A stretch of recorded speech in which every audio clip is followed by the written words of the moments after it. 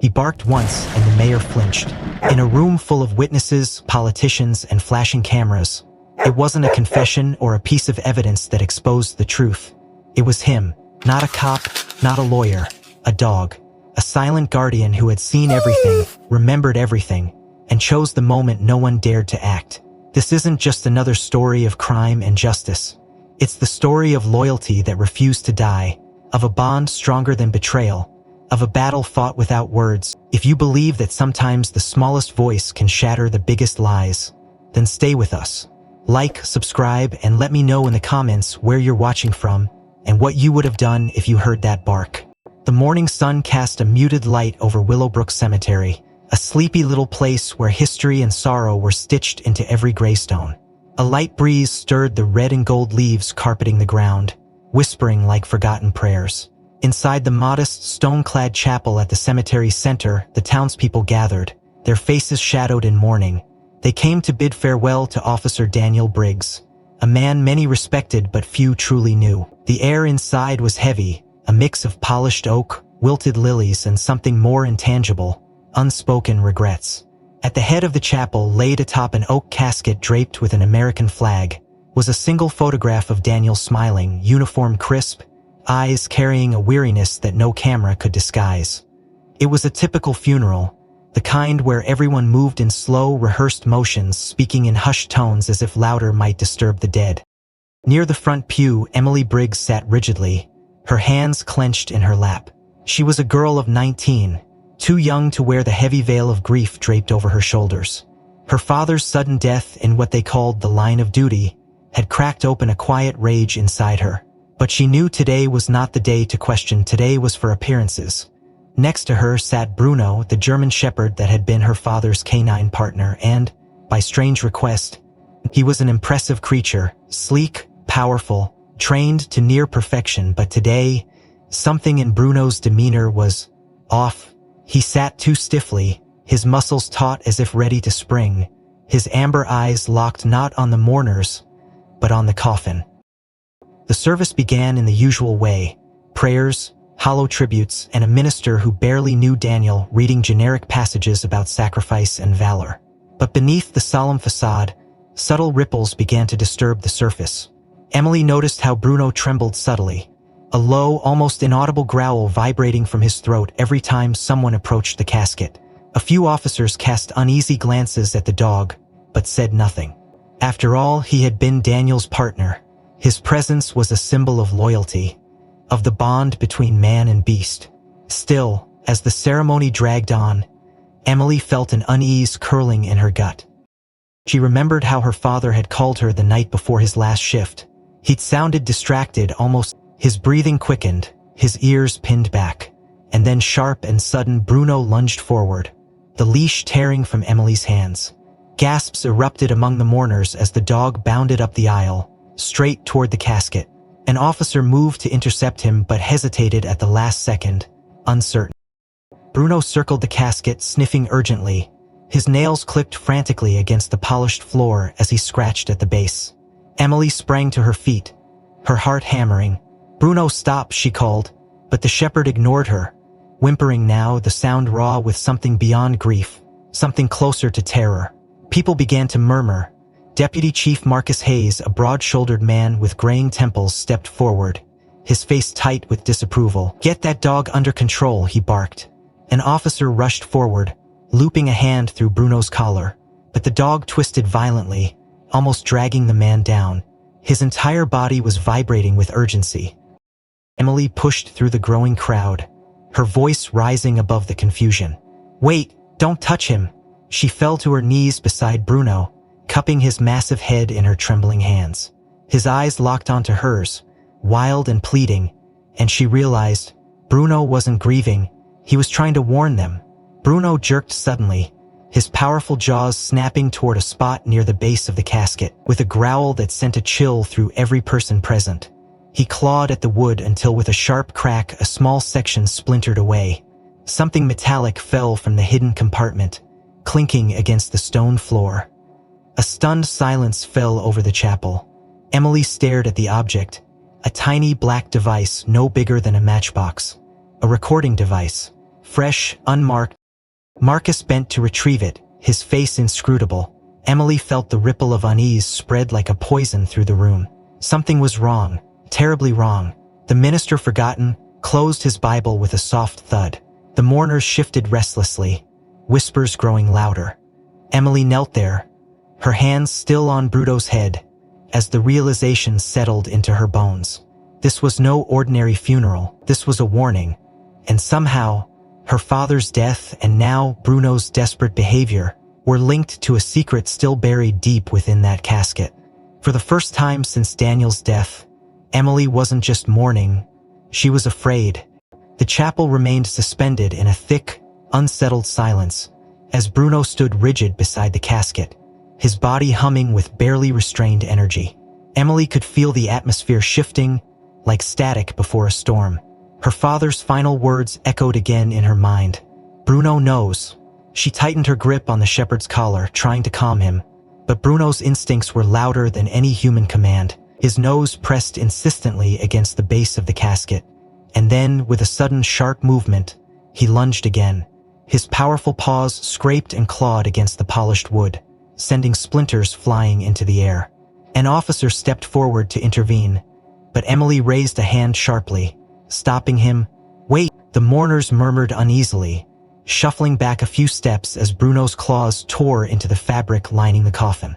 Threads snapped under his assault, and then there was a rip, a wet, sickening sound as the heavy burial cloth gave way under his paws.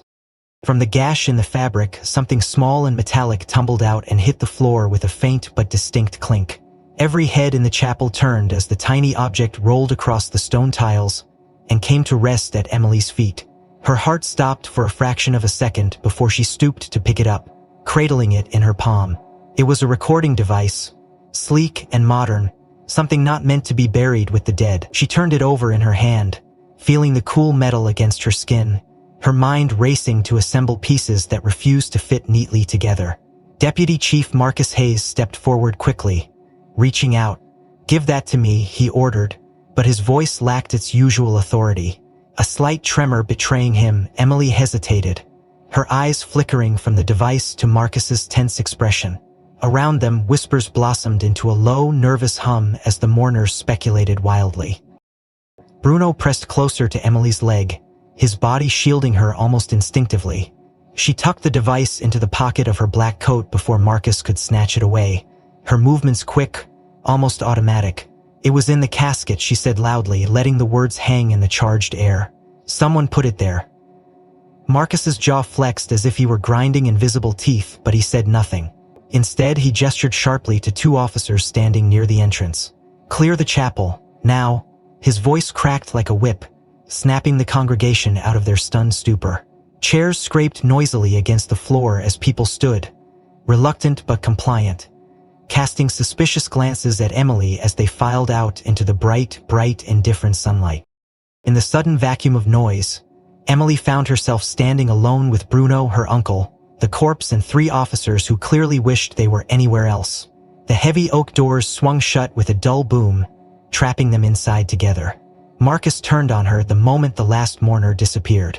"What the hell do you think you're doing?" he hissed, stepping closer, his hand brushing the holster at his hip in a way that made Emily's blood run cold. "You have no idea what you're messing with, girl." Emily squared her shoulders, swallowing the knot of fear tightening her throat. "I know enough," she said, her voice steadier than she felt. "I know my dad didn't just die in the line of duty. I know he was scared. I know he tried to warn me." She jerked her chin toward Bruno. "And I know this dog is the only reason any of us are even asking questions right now." Marcus's nostrils flared, but he didn't press the point. Instead, he turned away sharply, barking orders at the two officers. "Get a tech team down here. I want that casket opened and examined, now." One of the younger officers, a man Emily didn't recognize, hesitated. "Sir, should we call the coroner?" Marcus shot him a look that could have frozen water. "We handle this ourselves. No outsiders." The implication was clear, and it turned Emily's stomach. She knelt beside Bruno again, stroking his thick fur in slow, calming motions. "Good boy," she whispered. "You did good." Bruno's chest heaved as he panted, his eyes never leaving the casket, as if he expected it to spring open at any moment. The tech team arrived minutes later, their equipment clattering against the stone floors as they approached the casket with a reverence usually reserved for bomb squads. Emily watched with a mixture of dread and grim anticipation as they pried open the coffin lid, careful not to disturb the flag too much. The polished oak creaked loudly. The hollow space. Her father lay as he had been presented, dressed in his formal uniform, hands crossed over his chest, the faint, waxy sheen of death clinging to his skin. But now, with the fabric torn away, new details emerged. There were tiny puncture marks along the collar of his shirt, as if needles or small blades had pierced the fabric. His hands, supposedly positioned peacefully, showed signs of struggle, faint bruises blooming beneath the skin, fingernails chipped and broken. Emily's stomach twisted into knots. She wasn't a forensic expert, but she knew enough to understand. Her father hadn't died peacefully. He had fought. Someone had made sure it wouldn't look that way. One of the techs muttered something under his breath as he carefully peeled back another layer of the burial cloth. More objects fell out, small metal slivers, a torn scrap of plastic wiring, the unmistakable glint of a microphone casing. Emily's head swam. They had wired him up. They had buried him not just to mourn him, but to hide him, to silence whatever he had discovered. Bruno whined low in his throat, and she could feel his muscles bunching again, ready for another surge. Marcus stepped forward, studying the fallen equipment with a hard, assessing gaze. His face betrayed no emotion, but Emily caught the way his fingers twitched against his thigh, the way his breathing quickened ever so slightly. "Seal this scene," he barked. "No one goes in or out until I say so." One of the officers nodded, pulling out his radio to relay the order. Emily's fingers found the outline of the recorder in her pocket again, the cool metal burning against her skin. She knew she couldn't trust Marcus. She couldn't trust any of them. Her father had uncovered something so dangerous they had killed him for it and buried the evidence with him, hoping it would rot away in silence. But Bruno had remembered. Bruno had known. Emily rose slowly, her legs stiff. She caught Marcus's gaze, and for a moment, neither of them looked away. The battle lines were drawn now. There would be no going back. She needed answers. She needed to listen to whatever was on that device. She needed to find out who had killed her father and why. But even as those thoughts raced through her mind, a sudden, chilling realization took hold. Whoever had done this, and somewhere in the growing shadows outside the chapel, something or someone was already watching, waiting for the next move. Emily's hands shook as she shoved through the heavy chapel doors into the bright, dissonant light of the late afternoon. The sky overhead had soured into a muted gray, clouds thickening as if nature itself were conspiring to deepen the unease clawing at her chest. Bruno trotted faithfully beside her, his body tense, every muscle coiled as if anticipating She didn't stop to answer the confused glances from lingering mourners, or the shouted questions from Deputy Chief Marcus Hayes behind her. She had one singular purpose driving her now, burning hotter than fear. She had to listen to the recording.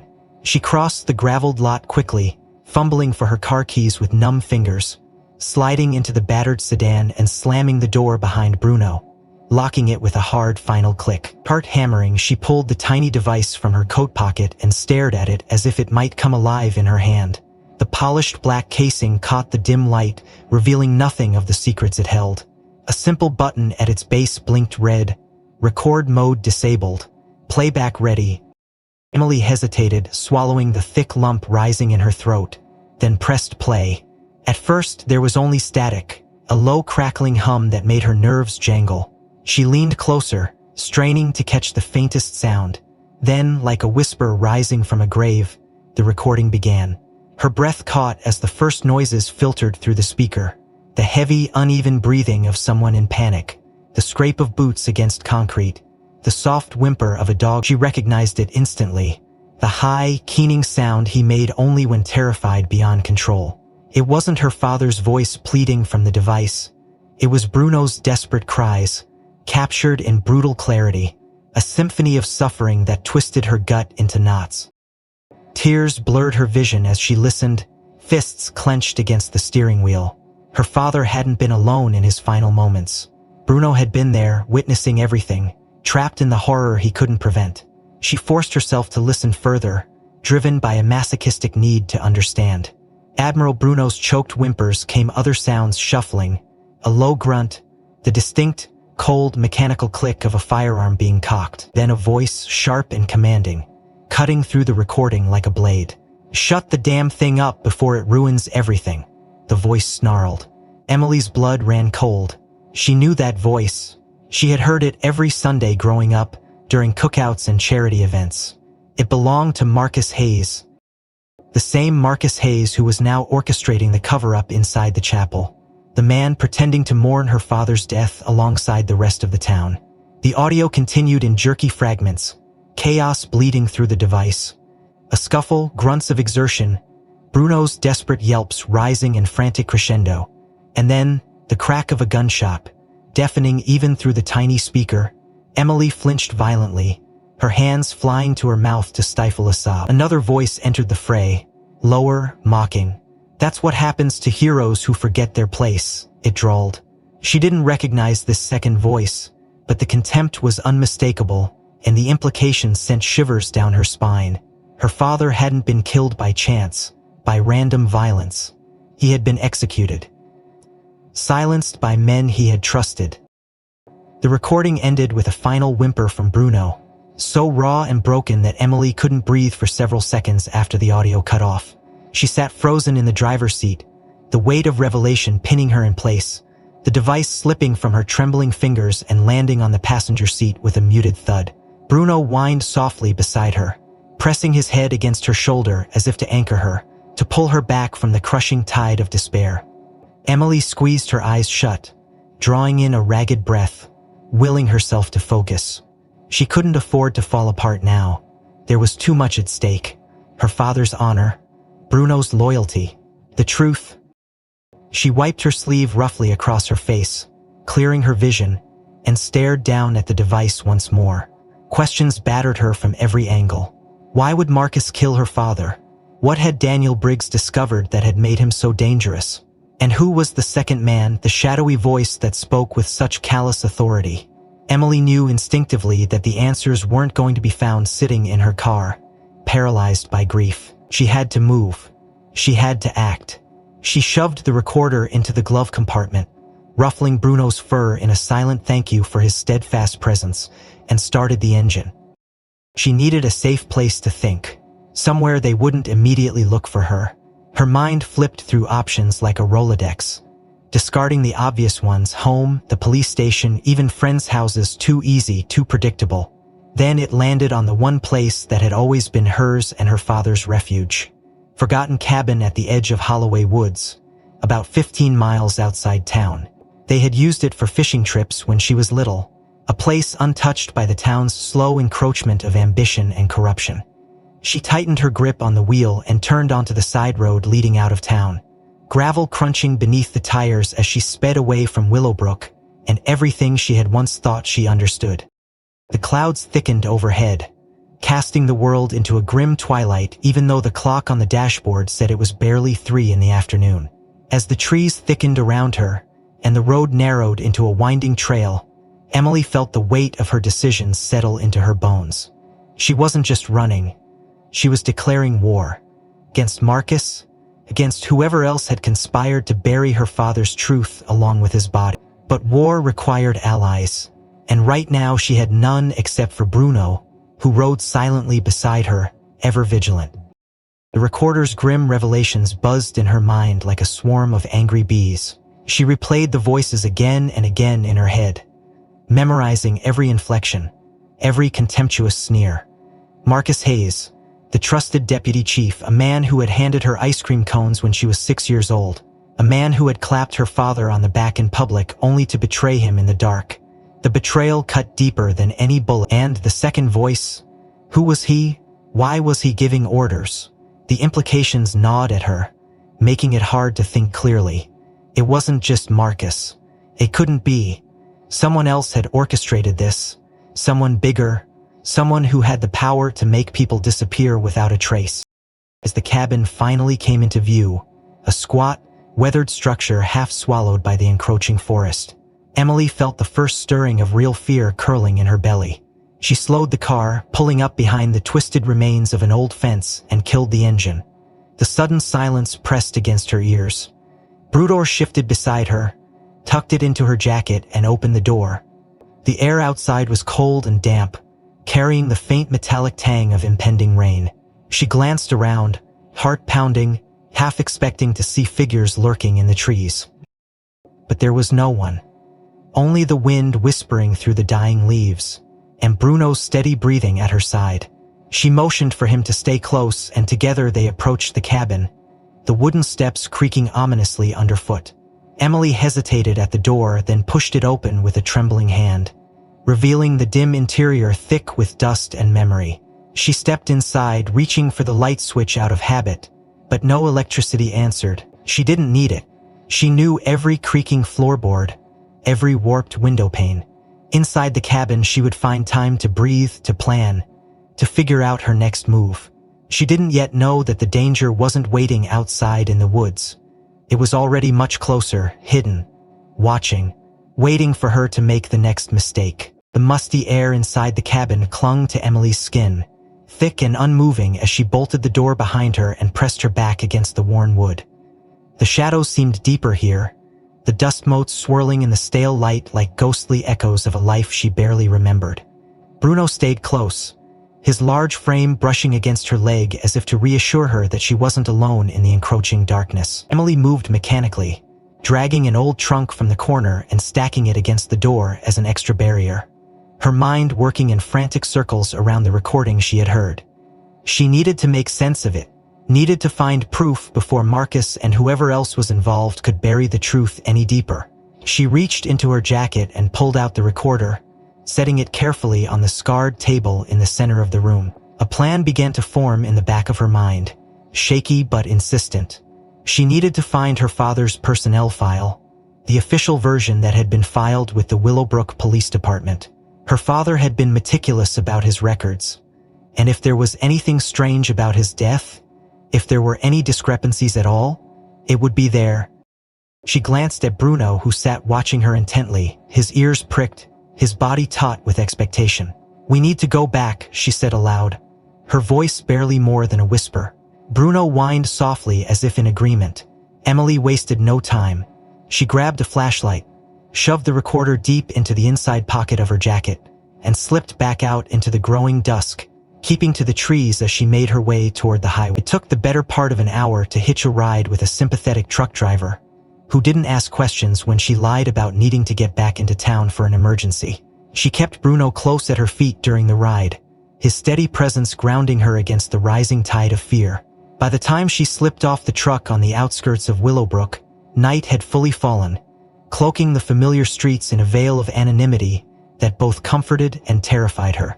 The police station loomed ahead, squat and forbidding under the flickering streetlights. Emily ducked into an alley, scanning the windows for signs of activity. Only a single light burned in the back offices, and she recognized the silhouette moving past the window as Officer Rourke, one of the newer hires unlikely to question her presence if she stayed out of sight. Heart pounding, she moved around to the rear entrance, the one her father had used countless times to sneak her in after hours for quick visits when she was a little girl. The keypad was old, the code unchanged for years.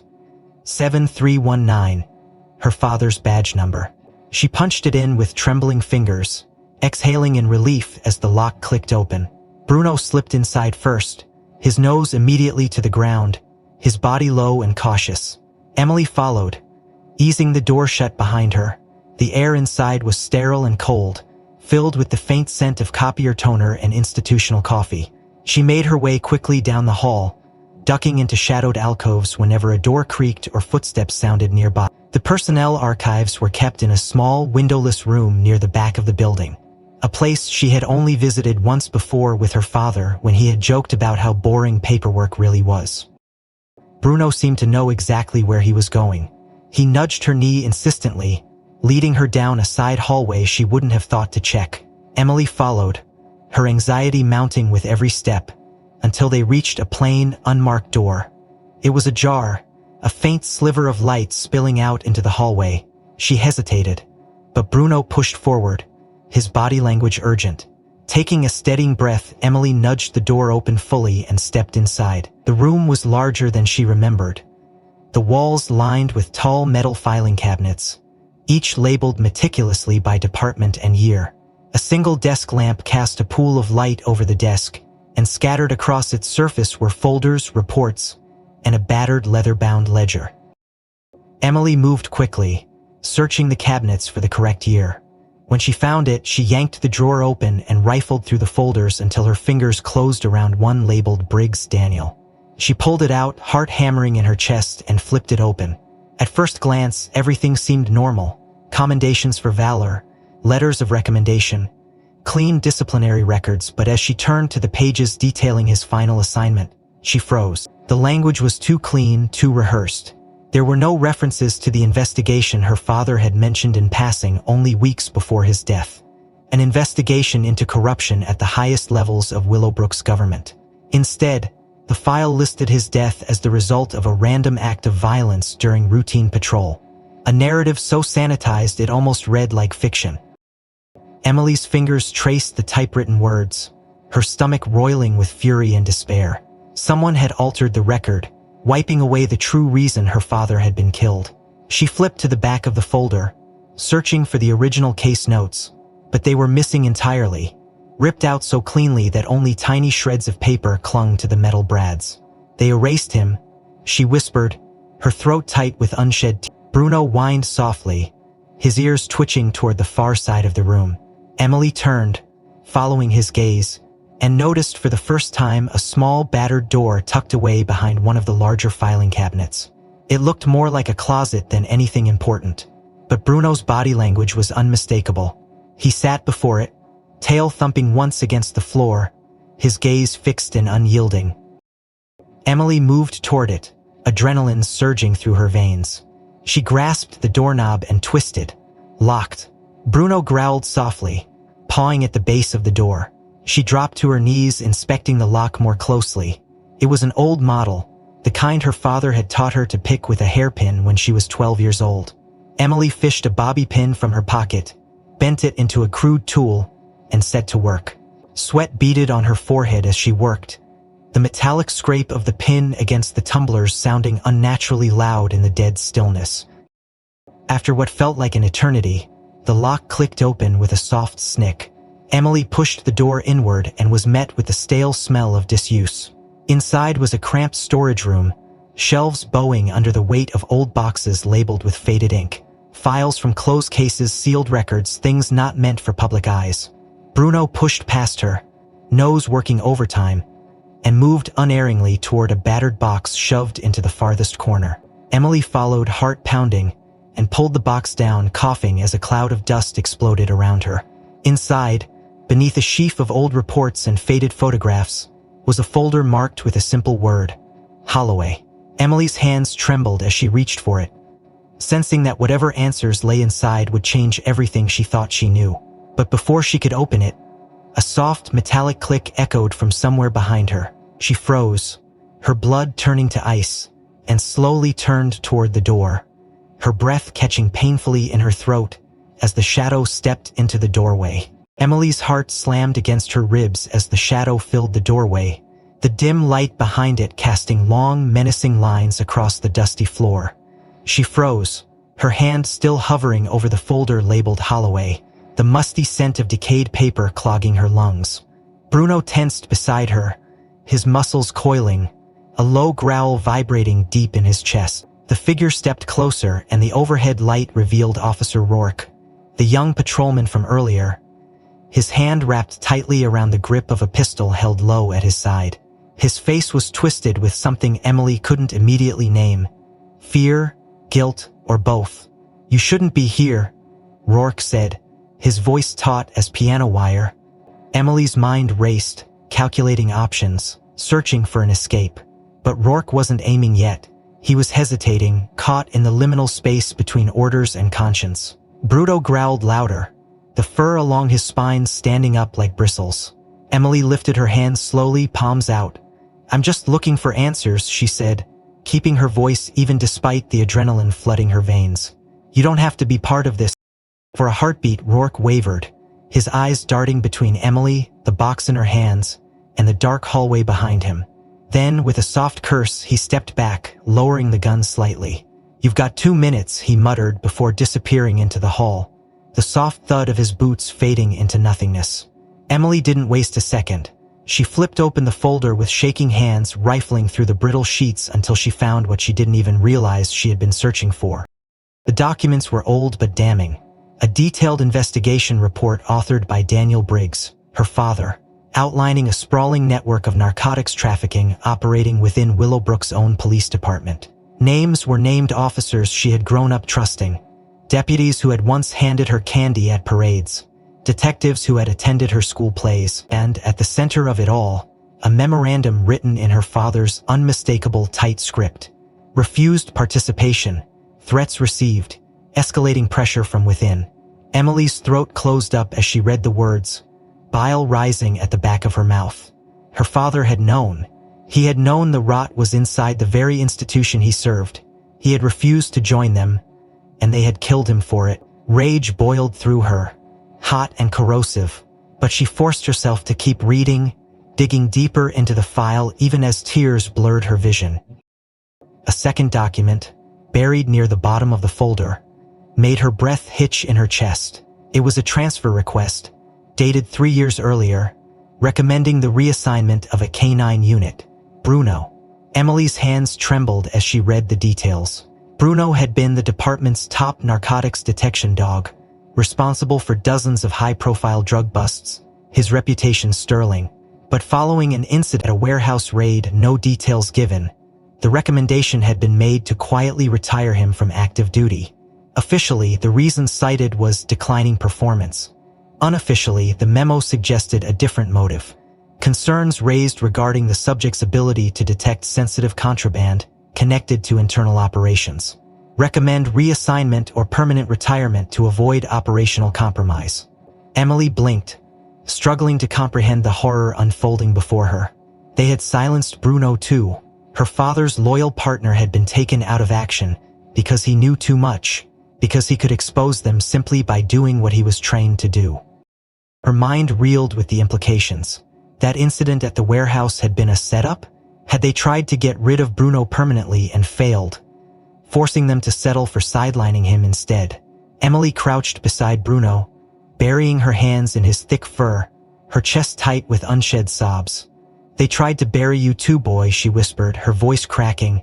Bruno nuzzled against her, his body warm and solid against the rising tide of her grief. She wanted to collapse there, to let the weight of betrayal crush her, but she knew she couldn't afford that luxury.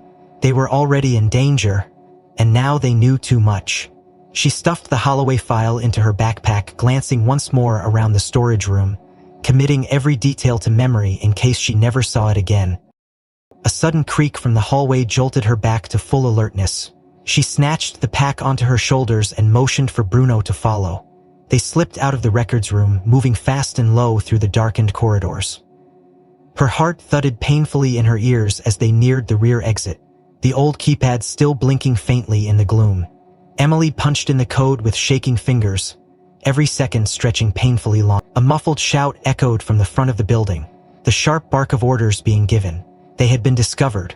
The door clicked open, and Emily bolted into the night, Bruno at her heels. They raced across the parking lot, shadows swallowing them as they disappeared into the maze of alleys crisscrossing Willowbrook's crumbling downtown. Emily didn't stop running until her lungs burned and her legs threatened to give out. Only then, when they were deep in the forgotten industrial district, did she dare to slow down.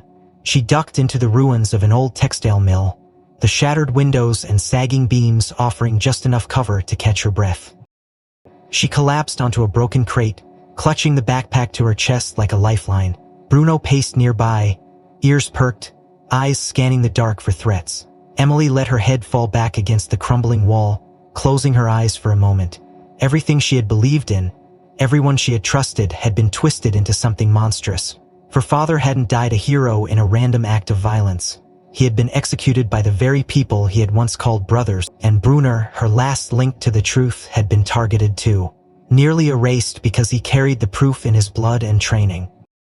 But now they had that proof. Now they had a chance, Emily opened the backpack and pulled out the Holloway file, spreading the pages across the dusty floor. She had to figure out her next move. She had to decide who, if anyone, she could trust to help her expose the truth. Her thoughts whirled in frantic circles. Too many possibilities, too many dangers. Bruno came to sit beside her, resting his massive head on her lap with a low, rumbling sigh. Emily threaded her fingers through his fur, drawing strength from his silent loyalty. They had each other. That would have to be enough. A sudden metallic scrape made her heart jump into her throat. She twisted around, scanning the shadows. Movement flickered at the edge of her vision. Someone was there, watching, waiting. Emily crouched lower behind the collapsed wall, her breath shallow, heart hammering against her ribs as she strained to hear past the pounding in her ears. Bruno stood stiff beside her, his nose lifted to the air, nostrils flaring, muscles quivering with tension.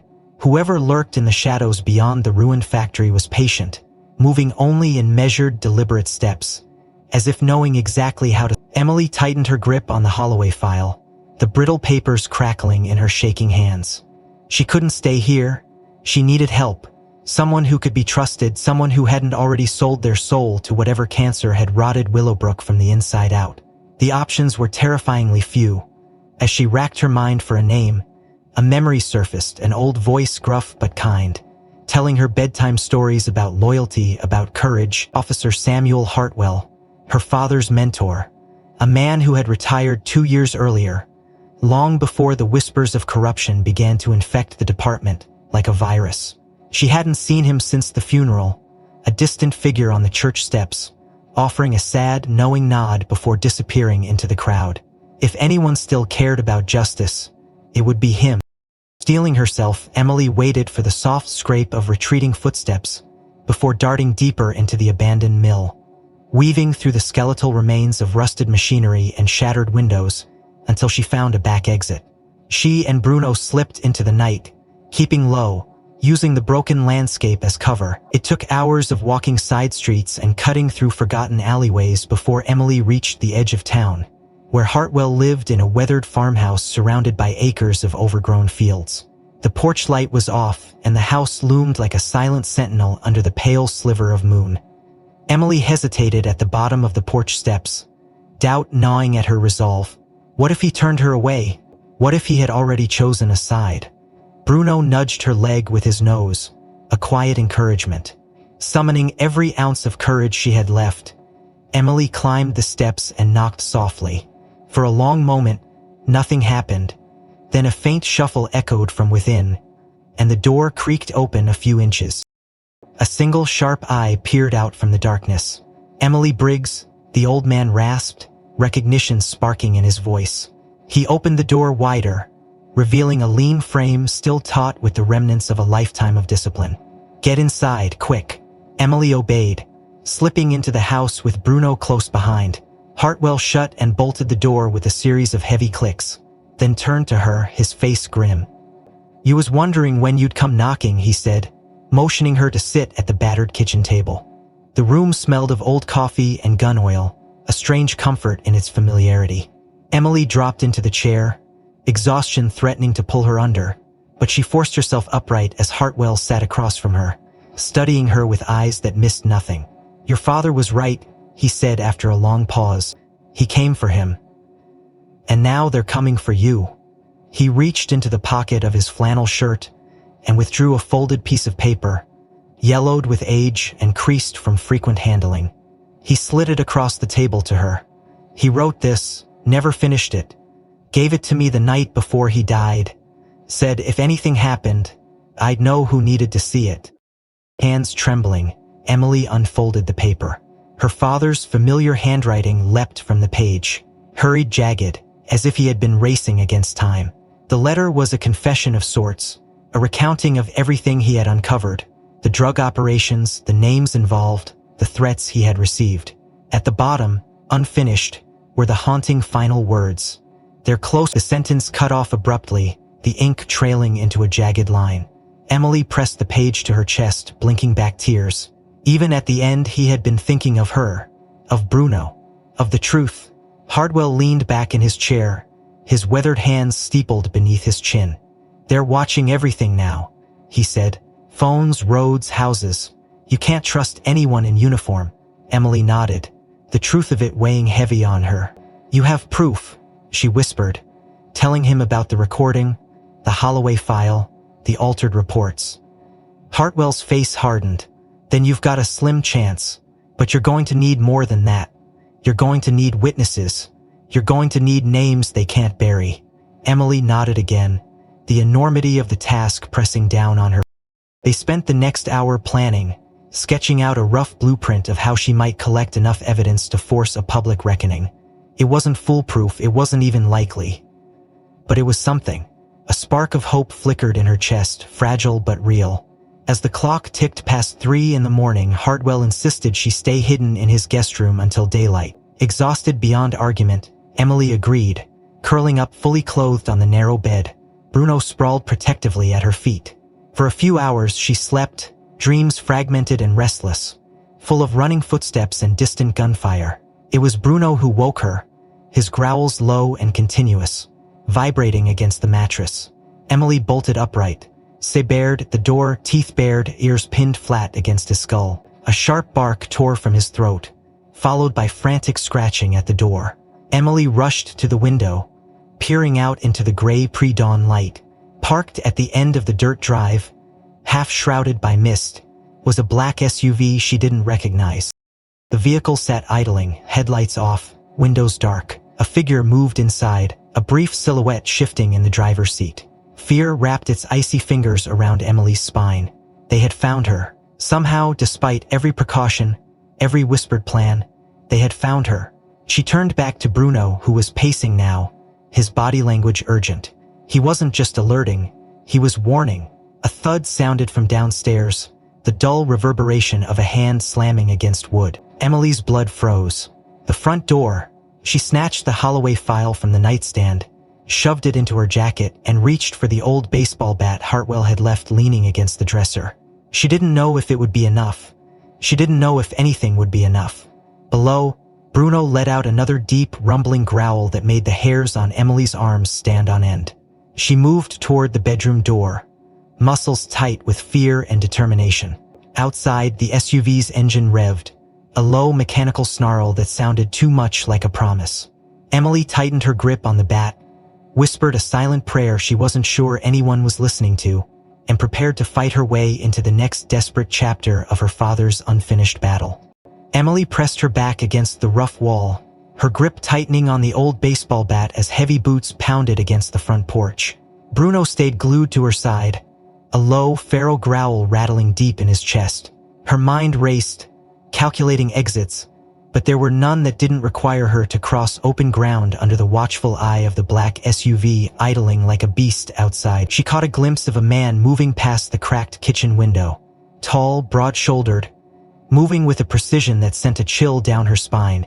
This wasn't some desperate junkie or petty thug. This was a professional. A soft click echoed through the house, the unmistakable metallic sound of a lock being jimmied with expert ease. Emily cursed under her breath, backing toward the narrow window on the far side of the bedroom. Too small for an adult, but maybe just wide enough for her to slip through if she moved fast. She shoved the window open, wincing at the screech of rusted hinges. Outside, the SUV's engine purred menacingly, its headlights still dark, a silent witness to the unfolding hunt. Before she could climb out, the door behind her exploded inward, the splintered wood crashing to the floor with a deafening crack. A man stormed into the room, weapon drawn, dressed not in standard police blues but in the muted tactical black of an internal affairs officer. His face was hard and cold, his eyes hidden behind dark sunglasses even in the dim light. "Emily Briggs," he barked, voice sharp as broken glass. "You're coming with me." She swung the bat instinctively, aiming for his weapon hand, but he was faster. He sidestepped, grabbed her wrist with brutal force, and twisted, sending the bat clattering to the floor. Emily gasped in pain, struggling against his iron grip.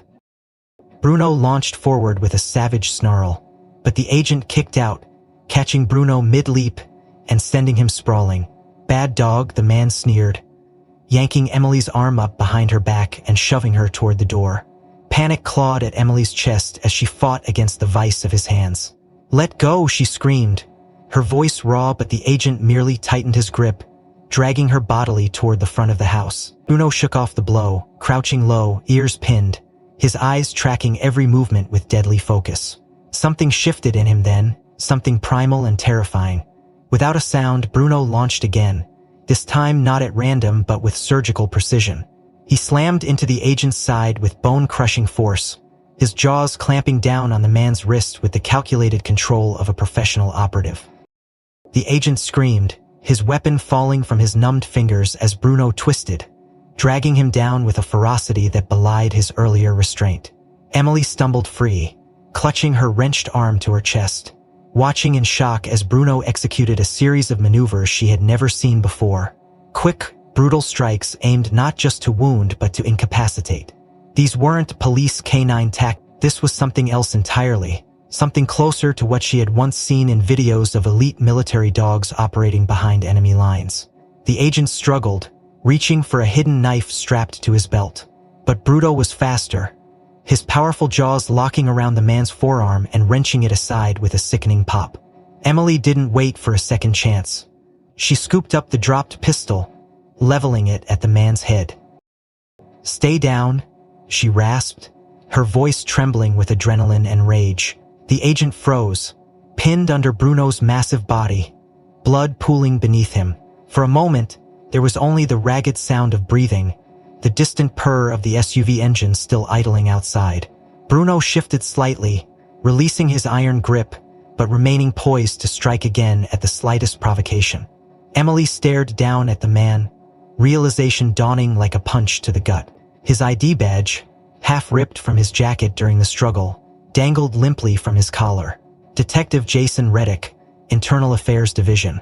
"What the hell does IA want with me?" she demanded, keeping the gun steady. Reddick laughed bitterly, coughing up a thin spray of blood. "Orders are orders," he said, his voice thick with pain.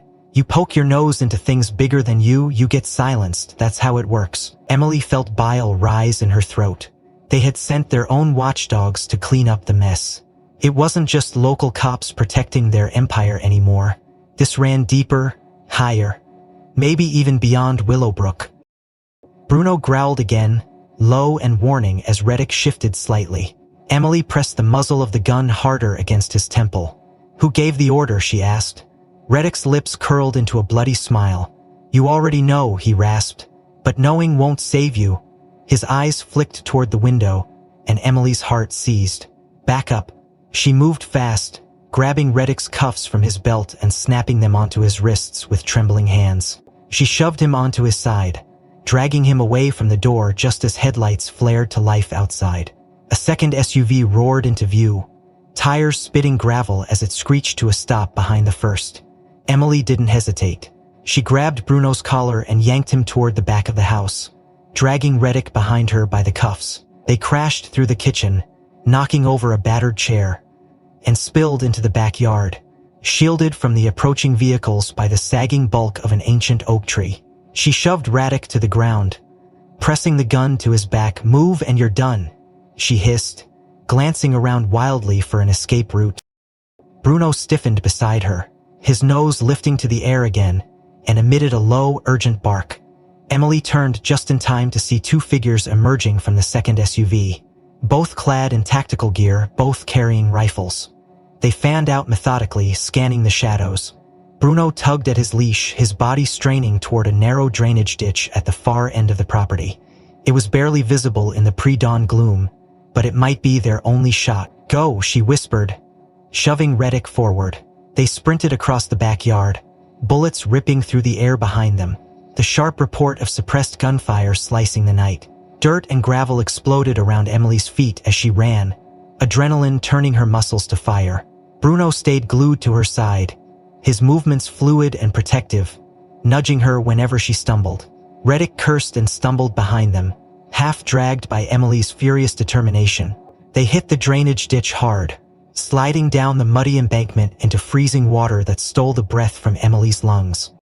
She struggled to her feet, chest heaving, and forced Reddick onward, the three of them moving in a crouching, stumbling dash along the narrow culvert.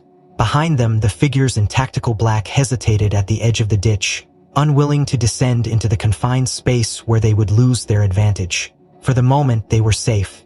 For the moment, Emily tightened her grip on the pistol, scanning the darkness ahead, knowing it was only a matter of time before their enemies found another way to close in.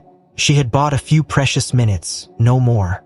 But it would be enough if she moved fast, thought faster, trusted Bruno with her life as her father once had. The frigid water soaked through Emily's clothes as she stumbled forward, dragging Reddick through the winding culvert with Bruno leading the way, his sharp eyes constantly scanning the darkness ahead. Each step was a battle against exhaustion, against fear gnawing at the edge of her sanity.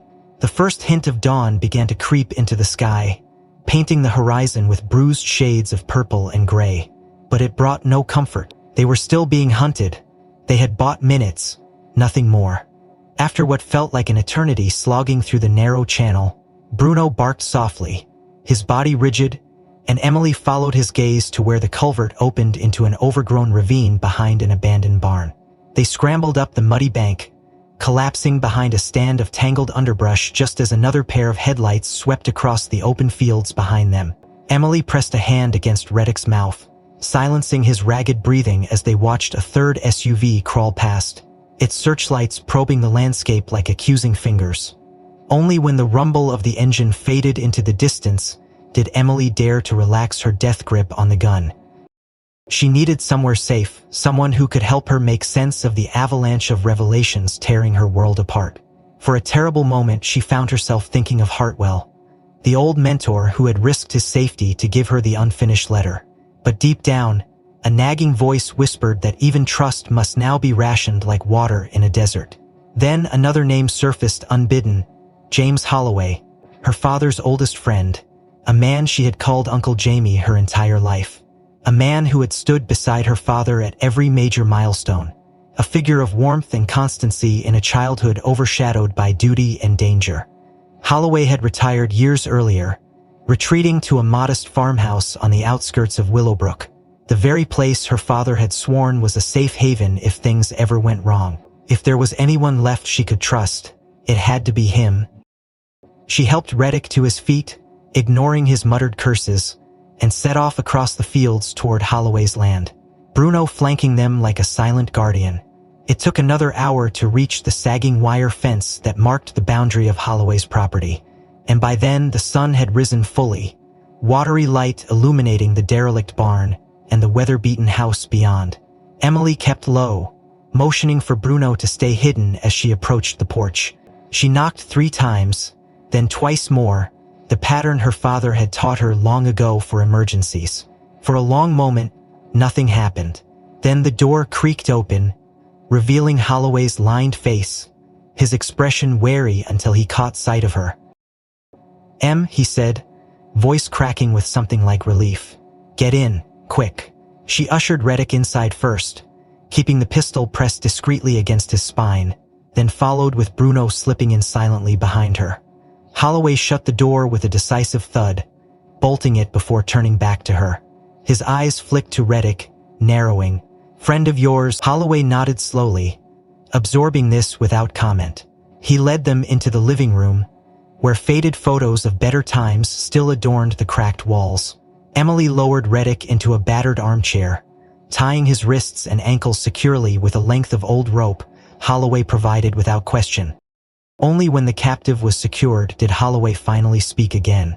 "You've stirred up a real hornet's nest, Em," he said, his voice low. "Your father would be proud. Scared to death but proud." Something in his tone made Emily's stomach knot uncomfortably. She studied him closely now, seeing the deep lines etched into his face, the way his hands trembled slightly as he poured a cup of stale coffee. Holloway wasn't just tired. He was haunted. Before she could ask, he spoke again, his words tumbling out in a rush. "There's things you don't know, kid. Things I should have told you a long time ago." He dropped heavily into a chair across from her, rubbing his hands over his face. "I was the one who told them where your father would be that night." The words struck Emily like a blow. She stared at him, uncomprehending, her heart slamming painfully against her ribs. "You what?" Holloway's eyes glistened with unshed tears. "I didn't have a choice," he said hoarsely. "They had my daughter, Em. They had Anna." Emily reeled, memories of Anna flooding her mind. Sleepovers, birthday parties, a giggling shadow always trailing behind her when they were children. He got mixed up with the wrong people in college, Holloway said, voice breaking. Got into debt with some very dangerous men. Drugs? Worse, they threatened to kill her unless I cooperated. He shook his head, self-loathing radiating from every line of his body. They knew about your father's investigation, knew he wouldn't back down. They needed to know when he'd be alone, vulnerable. I gave them the schedule. The thought maybe if I warned him, he'd cancel, that he'd see it coming, but he didn't. And they killed him. Emily sat frozen, the gun slipping from her fingers to clatter against the floor. The room seemed to tilt around her, the walls closing in. Bruno whined softly, pressing against her side, grounding her to the present. You betrayed him, she whispered, the words tasting like ash on her tongue. Holloway flinched as if struck. I betrayed everything I believed in, he said. I betrayed you, I betrayed Anna, and it didn't even save her. She's still trapped, still under their thumb, used as leverage whenever they need something from me. Emily buried her face in her hands, the rage and heartbreak warring inside her until she thought she might shatter from the force of it. She wanted to hate him. God, she wanted to hate him. But somewhere deep inside, she understood too well the impossible choices desperate people made when the ones they loved were threatened. Still, forgiveness would not come easily, if at all. Why are you telling me this now? She asked finally, her voice raw. Holloway looked at her with hollow eyes. Because if you're going to survive this, you need to know exactly how deep the rot goes. A car engine rumbled in the distance, the sound growing louder by the second. Bruno's ears snapped forward, his body tense. Emily rose to her feet, picking up the gun with hands that no longer trembled. They were out of time. The roar of the approaching engines jolted Emily into action, snapping her out of the suffocating fog of betrayal. She shoved the gun into the waistband of her jeans and grabbed Bruno's collar, yanking him toward the back door. Holloway stumbled after them, guilt etched into every movement, cradling a battered duffel bag he had grabbed from behind the couch. Beddick, still bound but conscious, staggered along under Emily's furious glares, knowing full well his life now depended entirely on staying useful.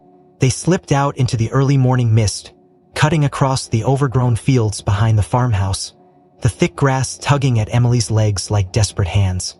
Behind them, the sharp screech of tires and the shouted orders of armed men shattered the fragile quiet. Bullets tore through the air, stitching the earth around them with deadly precision. But Emily didn't look back.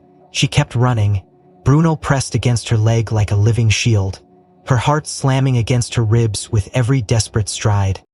They reached the edge of a wooded copse, disappearing into the trees just as the first wave of agents breached the farmhouse behind them. Emily pushed onward, weaving through the undergrowth, thorns tearing at her skin, until they reached the rusted skeleton of an old tractor abandoned decades ago.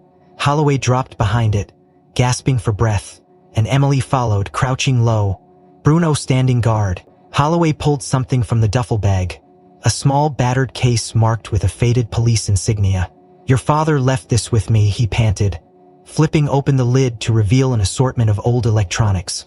Flash drives, battered laptops, and a small velvet pouch. Said if anything ever happened, it would help finish what he started. Emily reached into the pouch, her fingers closing around something hard and cold. She withdrew a single black button. It looked unremarkable, worn and scuffed like any other cheap piece of plastic. But as she turned it over in her palm, she spotted the faint glint of a micro-lens embedded in its center. Realization slammed into her like a freight train. It was a camera. A hidden camera small enough to sew into clothing, nearly undetectable. Her hands trembled as she dug into her jacket pocket and pulled out the recorder from the funeral, remembering the strange way Bruno had reacted to her father's body, the way he had refused to leave the coffin, as if trying to tell her something no one else could hear. Her father had worn his dress blues that day, the same uniform he had insisted on for formal occasions. Pristine except for a missing button Holloway had mumbled about while adjusting the casket for the service. Panic flared as Emily realized the truth. The missing button wasn't lost, it was stolen. It held evidence her father had taken himself, a silent witness to the events leading to his death. She yanked a battered laptop from the duffel and powered it on, praying the ancient battery held enough charge. As the screen flickered to life, she plugged in the button hammer via a tangled USB adapter Holloway had kept tucked in the case. For a long, heart-stopping moment, nothing happened. The File Explorer bloomed onto the screen, and there it was. One video file, time-stamped 2 days before her father's death. Emily clicked play, her heart crawling into her throat. The screen showed the interior of an abandoned warehouse, shadows and flickering fluorescence painting the scene in sickly colors. Her father stood in the center of the frame, flanked by 2 men she didn't immediately recognize, their faces grim and tense. A door at the far end burst open, and a group of figures entered, their outlines sharp and deadly even on the grainy footage. At their head was Marcus Hayes. The deputy chief's face was unmistakable, twisted into a mask of fury and disdain. Hayes approached her father, speaking words the low-key microphone barely caught. "You were warned, Briggs," he said, his voice like gravel. "You had your chance to walk away." Her father stood his ground, unflinching. "I don't work for scum," he spat back. The tension crackled through the screen like static. Hayes drew his sidearm, leveling it at Daniel Briggs without hesitation. Another figure moved into the frame, a man in a dark suit, his features obscured by shadow, but his authority unmistakable. Hayes hesitated then, glancing at the man, waiting for a nod. It came slow and deliberate, the kind of signal that spoke of long practice and cold hearts. Without another word, Hayes pulled the trigger. Emily jerked back from the screen as the shot rang out even through the tinny speakers, her breath shuddering from her lungs. Her father fell, collapsing onto the grimy floorboards, blood blooming across his chest. Bruno's desperate barking exploded from somewhere off Emma, and then the feed cut out, leaving only a frozen frame of Hayes lowering his weapon, the suited man turning away without a backward glance. Tears streamed down Emily's face, hot and furious. Her father hadn't been killed in some tragic misunderstanding or by an outside threat. He had been executed by the very people sworn to protect him, on the direct order of someone even higher in the food chain. Someone was still cloaked in shadows. Emily forced herself to watch the footage again, this time pausing carefully on the suited figure. There was something familiar about his posture, the way he carried himself with the casual arrogance of untouchable power. Not a cop, not a local official, someone above them all. Her stomach twisted as a horrifying thought took root. This wasn't just about dirty cops covering their tracks. This was about a network, an empire. Bruno whined softly at her side, sensing the shift in her emotions. Emily wiped her face roughly, setting her jaw with grim determination. They had a name now, a face. They had evidence powerful enough to bring down Hayes, maybe even crack open the facade protecting whoever lurked behind him. But it wouldn't be enough to simply survive anymore. She would have to strike back, expose everything, rip the rot from its hiding place and drag it screaming into the light. A sudden movement in the woods snapped her attention back to the present. Holloway tensed, reaching for a battered shotgun resting against the tractor's frame. Figures were moving among the trees, their forms barely visible through the early morning haze. They weren't running, they were advancing carefully, methodically boxing them in. Emily stuffed the button camera and the laptop into the duffel, slinging it over her shoulder. She tightened her grip on Bruno's collar, feeling the dog's muscles ripple with readiness. She met Holloway's eyes, a silent understanding passing between them. This wasn't over. It was just beginning. The first rays of morning light bled into the courtroom like cautious fingers peeling away the dark, casting everything in a cold, unforgiving glow. Emily sat stiff-backed at the witness table, her hands folded tightly in front of her, the battered duffel bag containing the laptop and hidden camera resting at her feet. Bruno sat loyally beside her chair, his body a taut coil of muscle and focus, his amber eyes flickering constantly over the gathered crowd. The room buzzed with a low, uneasy murmur as more people filed into the pew-like benches. City officials, press, law enforcement, all drawn by the promise of scandal, of secrets finally drug into the light. At the far end of the chamber, behind the massive oak dais, the members of the city council gathered, grim-faced and silent, their black robes lending them the hollow illusion of authority. At the center sat Mayor Robert Langston, the man who had built Willowbrook's pristine facade over decades. smiling benignly down at the proceedings as if he had nothing to fear. Emily's heart thundered against her ribs, a drumbeat of fear and defiance. They had tried to kill her. They had tried to bury her father's legacy. But today, they would hear his voice speaking from beyond the grave, and she would not flinch. The lead prosecutor, a woman named Valerie Chen who had come from outside the district specifically to oversee the hearing, rose from her seat and approached the podium. Her voice was crisp and clear, cutting through the murmurs like a scalpel. "We are convened today to investigate allegations of corruption, conspiracy, and murder involving senior members of the Willowbrook Police Department, as well as possible collusion within municipal leadership." She turned, nodding toward Emily. "Miss Briggs, you may proceed." Emily stood slowly, every muscle screaming in protest, and moved to the microphone. Her hands trembled slightly as she unfolded the crumpled letter her father had written, the one Hardwell had risked his safety to give her. She began to read, her voice steady despite the burning in her chest, recounting Daniel Briggs's investigation, the threats he had faced, the names he had dared to document. The room grew quieter with every word, the weight of the truth pressing down like a physical force. Emily finished the letter, pausing for breath, then carefully extracted the button hammer from the pouch. A technician hurried forward, connecting it to the court's projection system, and the grainy footage of her father's final moments flickered onto the massive screen behind the dais. Gasps echoed through the courtroom as the events unfolded. Hayes drawing his weapon, the shadowed figure giving the silent nod, the fatal shot. Several council members recoiled visibly, others sat frozen, horror etched into their features. Mayor Langston leaned forward slightly, his expression unreadable, his fingers drumming a slow, steady rhythm against the polished oak surface of the dais. Emily kept her eyes trained on the footage, forcing herself to relive every agonizing second, to bear witness as her father fell for a cause he had refused to betray. When the screen finally went dark, silence reigned. Valerie Chen rose again, her face pale but resolute. "Miss Briggs," she said, "do you have any additional evidence to submit?" Emily nodded, producing the Holloway file, the list of officers involved, the detailed accounts her father had painstakingly Chen accepted them reverently, as if handling sacred artifacts. The council conferred in hushed tones, their faces grave. Emily returned to her seat, Bruno immediately pressing his flank against her leg, a silent pillar of strength. It should have been over. It should have been the beginning of justice. But something gnawed at Emily's gut, a wrongness she couldn't shake. As the mayor called for a recess to allow the council to deliberate, Bruno stiffened. His ears pricked forward, his body trembling with suppressed energy. Emily followed his gaze to where Mayor Langston sat, conferring quietly with two aides. Bruno let out a low growl, barely audible over the scrape of chairs and shuffling papers. Emily placed a comic hand on his back, but Bruno ignored her. His entire focus zeroed in on Langston. Then, without warning, Bruno rose to his full height, hackles bristling, and let out a deep, echoing bark that shattered the solemnity of the room. Heads snapped around, conversation died mid-sentence.